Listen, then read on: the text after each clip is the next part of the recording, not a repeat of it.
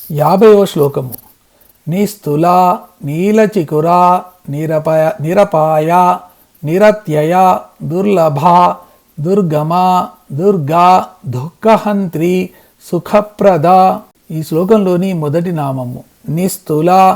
ఇది 184వ నామము. ఇది 3 అక్షరాల నామము. ఈ నామంతో అమ్మవారికి నమస్కరించేటప్పుడు నిస్తులాయై నమః అని నమస్కరించాలి. నిస్తుల అంటే సాటి లేనిది. ఏ విధంగా ఏ విషయంలో చూసినా అమ్మవారితో తులతూగేవారు లేరు.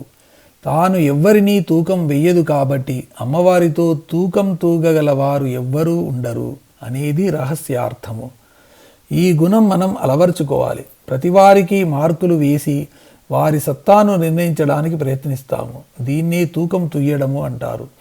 ఇంకొకరి సత్తా గురించి మనకు అనవసరం. అమ్మవారి అనుగ్రహాన్ని పొందడానికి మన అర్హతను పెంచుకోవడమే మన సాధనగా తెలుసుకోవాలి.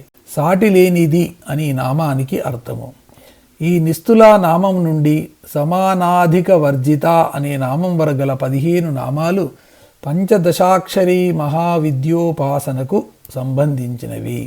ఈ 15 నామాలను ప్రతిదినం స్మరిస్తూ జపిస్తూ దుఃఖాలను పోగొట్టుకొని సుఖప్రదమైన జీవితాన్ని పొందవచ్చును. తర్వాతి నామము నీలచికురా. ఇది 185వ నామము. ఇది 5 అక్షరాల నామము. ఈ నామంతో అమ్మవారికి నమస్కరించేటప్పుడు నీలచికురాయై నమః అని నమస్కరించాలి. నీలచికుర అంటే చిక్కని చక్కని నల్లని ముంగురులు గలది. చికురము అంటే ముంగురులు అని అర్థము. అమ్మవారి ముంగురులు సహజ స్వభావ సిద్ధంగానే తుమ్మెద రెక్కల్ల నల్లదనము వంకరదనము నునుపుదనము చిక్కదనము చక్కదనము కలిగి ఉంటాయట. ఈ విషయం సౌందర్యలహరిలో శంకరాచార్యుల వారు చెప్పారు. సామాన్య స్త్రీలు నుదురుపై భాగాన తలపై ఉండే వెంట్రుకలను వేళ్లకు ఉంగరాలలాగా చుట్టలు చుట్టి కనతలకు నుదురుపైకి అతికించుకొని సౌందర్యాన్ని పెంపొందింప చేసుకోవడంలో సతమతమవుతారు. అమ్మవారికి లాంటివేమీ అవసరం లేకుండా సహజంగానే ముంగురులు అలా ఉన్నాయట. ఆడవాళ్లకు ముంగురులు అలా ఉండడము సౌభాగ్య వృద్ధిని సూచిస్తుంది. చక్కని చిక్కని నల్లని ముంగురులు కలది అని నామానికి అర్థము. తర్వాతి నామము నిరపాయ. ఇది 186వ నామము. 4 అక్షరాల నామము. ఈ నామంతో అమ్మవారికి నమస్కరించేటప్పుడు నిరపాయాయై నమః అని నమస్కరించాలి. నిరపాయ అంటే అపాయములు లేనిది. తన సంతతిని అపాయాల నుండి కాపాడే జగజ్జనని అమ్మవారు. మనకు కలిగిన అపాయాలు ప్రమాదాలే తలెత్తుతాయి గాని తొలగిన అపాయాలు ప్రమాదాలు తెలియవు. అమ్మవారు వెనుక ఉండి తన సంతతిని రక్షించుకుంటూనే ఉంటుంది. ఆవిడకు అపాయాలు ప్రమాదాలు ఉండవు. అమ్మవారి లాగాని నిండు ప్రేమ కలిగిన వారికి కూడా అవి ఉండవు. అపాయము అంటే ఎడబాటు అని అర్థం ఉంది. అమ్మవారికి అయ్యవారితో ఎప్పుడూ ఎడబాటు ఉండదు. వాళ్ళిద్దరూ ఎప్పుడూ కలిసే ఉంటారు. ప్రకృతిం పురుషం చైవ విద్యనాది ఉభావపి. అమ్మవారు నిత్య సుమంగలి. అయ్యవారు విషం తిన్నా కూడా అమ్మవారి మంగళ్య బలము ఏ అపాయము వాటిల్లకుండా చేసింది. మానసికంగానే కాదు భౌతికంగా కూడా ఒకళ్ళ శరీరాల్లో ఒకళ్ళు ఇమిడిపోయిన అర్ధనారీశ్వరులు. వాళ్లకు ఎడబాటు ఎందుకు వస్తుంది? ఈ నామాన్ని జపిస్తే ఎడబాటులు ఉండకుండా అమ్మవారు రక్షిస్తుంది. ఈ నామానికి ఈ విధమైన అర్థాలు చెప్పుకోవచ్చును. ఏ అపాయము లేనిది, అయ్యవారితో ఎడబాటు లేనిది అని అర్థము. తర్వాతి నామము నిరత్యయ. ఇది 187వ నామము. ఇది 4 అక్షరాల నామము. ఈ నామంతో అమ్మవారికి నమస్కరించేటప్పుడు నిరత్యయాయై నమః అని నమస్కరించాలి. నిర్ ప్లస్ అత్యయ అంటే నిరత్యయ, అతిక్రమింప వీలు లేనిది. అమ్మవారు సర్వంతర్యామిని కాబట్టి ఎవ్వరూ ఎక్కడా రహస్యంగా అతిక్రమించి ప్రవర్తించలేరు. ఒకవేళ ప్రవర్తించినా ప్రతిఫలంగా శిక్షింపబడక తప్పదు. వాయువంతటి వాడు తన ధర్మాన్ని నిర్వర్తించకపోతే ఈ మహారాజ్ఞి ఏం శిక్ష విధిస్తుందో అని వీస్తూ ఉంటాడట. అలాగే సూర్యుడు, అగ్ని మొదలైన వారందరూ కూడా వారి వారికి కేటాయించిన విధులు నిర్వహిస్తూనే ఉంటారట. అత్యయము అనే పదానికి వినాశము లేదా అంతము అనే అర్థము కూడా ఉంది. విశ్వంలో అంతమే కాదు అంతరం కూడా లేనిది అమ్మవారు. నిరంతరత్వము అనే నేపథ్యము మీద ఏకాంతరత్వము అనే లక్షణము గలది అని ఈ నామానికి అర్థంగా కూడా చెప్పుకోవచ్చును. ఈ నామానికి ఈ విధమైన అర్థాలు చెప్పుకోవచ్చును. అతిక్రమింప వీలు లేనిది, నిరంతరత్వము అనే నేపథ్యము మీద ఏకాంతరత్వము అనే లక్షణము గలది. తర్వాతి నామము దుర్లభ. ఇది 188వ నామము. ఇది 3 అక్షరాల నామము.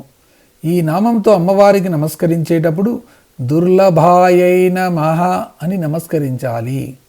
దుర్లభ అంటే పొందశక్యము కానిది, మన వాక్కులకు మనస్సుకు గోచరము కానిది, మన ప్రవచనాలకు నిర్వచనాలకు లొంగేది కాదు.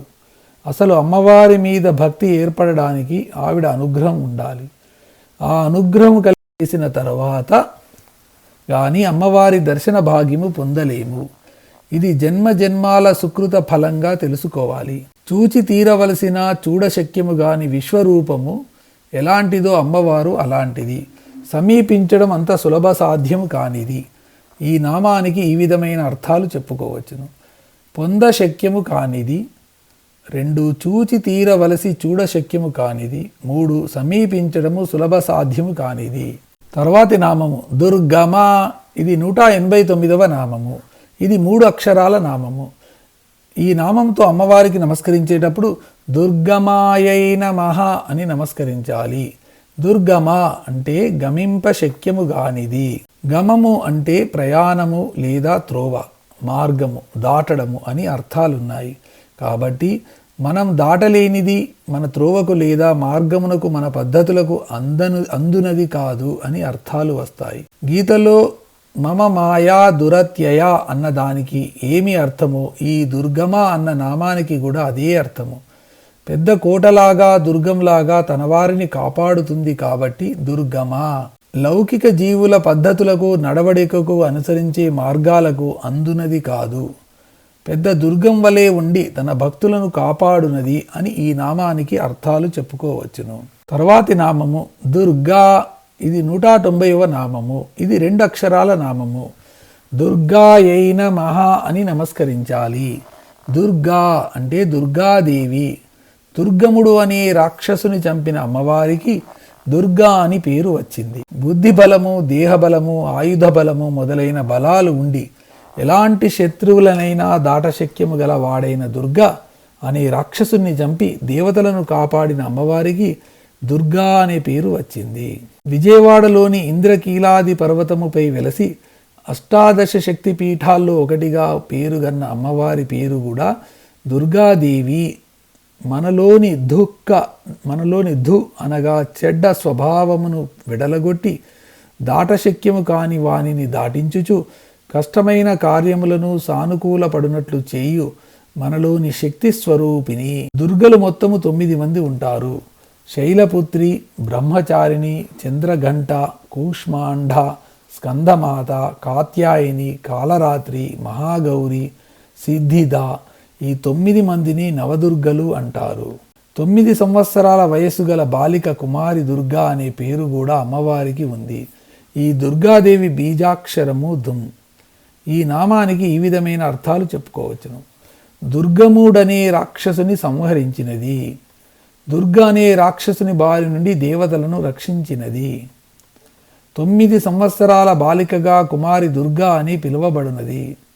మనలోని చెడ్డతనమును వెడలగొట్టి దాటశక్యము గాని వానిని దాటించి కష్టమైన కార్యములను కూడా సానుకూల పడునట్లు చేయు మనలోని శక్తి స్వరూపిణి. తర్వాతి నామము దుఃఖహంత్రి. ఇది 191వ నామము. ఇది 5 అక్షరాల నామము. ఈ నామంతో అమ్మవారిని నమస్కరించేటప్పుడు దుఃఖహంత్రై నమః అని నమస్కరించాలి. దుఃఖహంత్రి అంటే దుఃఖములను తొలగించినది. శరీరానికి దెబ్బ తగిలితే వచ్చేది ఏడుపు. దీన్ని సంస్కృతంలో రోదనము అంటారు. మనస్సుకు దెబ్బ తగిలితే వచ్చేది దుఃఖము.